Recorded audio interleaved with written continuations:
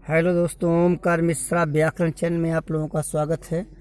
आज हम हिंदी के वैकल्पिक प्रश्नों की अगली श्रृंखला लेकर के आप लोगों के समक्ष हाजिर हैं।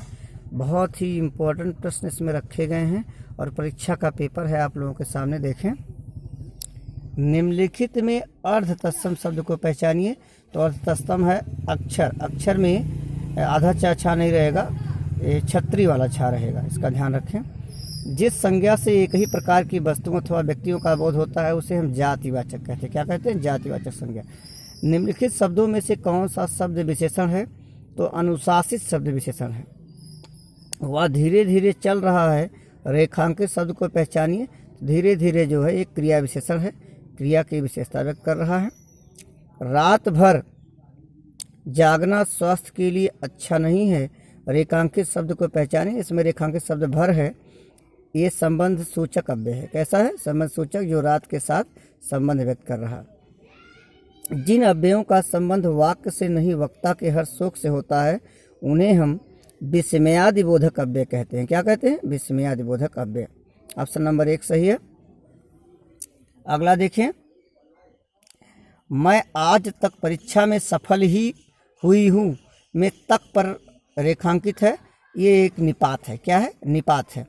हमें सूर्य नमस्कार करना चाहिए, रेखांकित शब्द का पर्यायवाची। तो सूर्य का पर्यायवाची दिनकर होता है। नरेश का राजा, कलाधर चंद्रमा का पर्यायवाची है, सारंग का हिरण होता है। तो दिनकर पहला ऑप्शन सही है। लौकिक जगत की माया में सभी फंसे हुए हैं, रेखांकित शब्द में लौकिक शब्द है, इसी का विलोम बताना है। तो विलोम होगा अलौकिक। और कुटिल का विलोम सरल होता है और वक्र का विलोम, वक्र का ऋजु होता है, कुटिल का सरल होता है। ध्यान रखें। श्रुति सम शब्द मैंने सुनने में समान हो लेकिन अर्थ भिन्न हो, तो कुल का अर्थ वंश और कुल का अर्थ किनारा होता है। ऑप्शन नंबर 1 सही है। जिसकी कोई उपमा न दी जा सके उसके लिए एक शब्द अनुपम है। श्रुति सम भिन्नार्थक, फिर सुनने में समान हो लेकिन अर्थ भिन्न हो, तो अपेक्षा और उपेक्षा। अपेक्षा का अर्थ सहयोग और उपेक्षा का अर्थ निंदा करना होता है।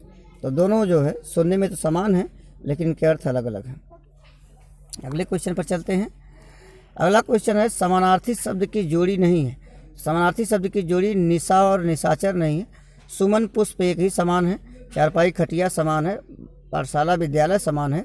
निशा का अर्थ रात्रि और निशाचर का अर्थ राक्षस होता है, ये समान नहीं। निम्नलिखित शब्दों में से शुद्ध शब्द को पहचानिए। तो शुद्ध शब्द आजीविका है। आशीर्वाद शब्द में वा पर रेफरार रहेगा, इसलिए गलत है।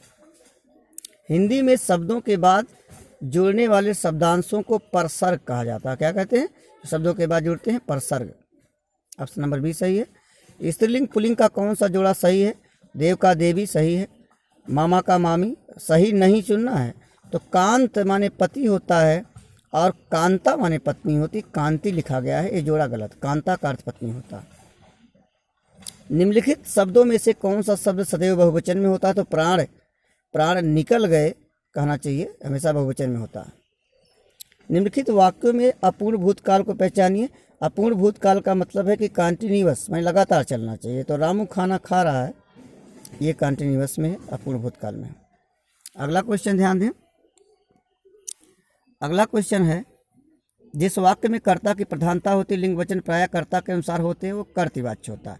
और जब कर्म के अनुसार लगेंगे तो कर्मवाच्य होगा, भाव के अनुसार लगेंगे तो भाववाच्य होगा। निम्नलिखित जोड़ों में से उत्तम पुरुष वाले जोड़ा मैं और हम है। कौन है? मैं हम। जिस वाक्य में साधारण और मिश्र वाक्य का मेल संयोजक अवयवों द्वारा होता है उसे संयुक्त वाक्य कहते हैं। तुम कहाँ जा रहे हो वाक्य किस प्रकार का है? एक प्रश्नवाचक है। कैसा? प्रश्नवाचक। निम्नलिखित वाक्यों में से अशुद्ध वाक्य को पहचानिए।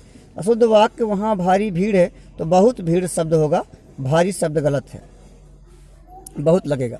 निम्नलिखित वाक्यों में से शुद्ध वाक्य में पहचानिए। शुद्ध वाक्य पहचानने के लिए तीसरा ऑप्शन सही है। प्रत्येक को 5-5 रुपये दिए जाए, एक सम्मानजनक शब्द है, बाकी सब में अशुद्धता है। इस प्रकार से जो है हिंदी के आपने इस वीडियो को देखा। धन्यवाद। अगले वीडियो के साथ फिर हम हाजिर होंगे। सब्सक्राइब करें, लाइक करें। धन्यवाद।